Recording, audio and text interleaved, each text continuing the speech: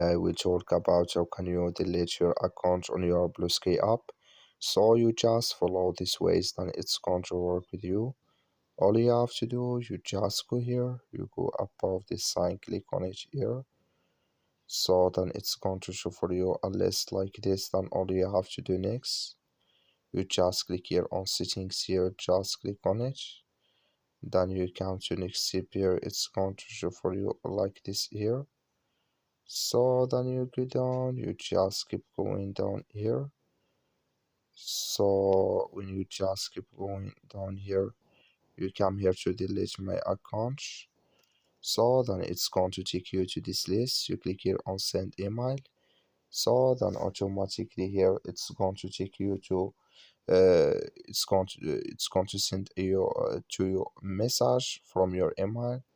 You go to your email, then here there can you delete your account. That's all. Thank you for watching. Don't forget to support us by liking, subscribe.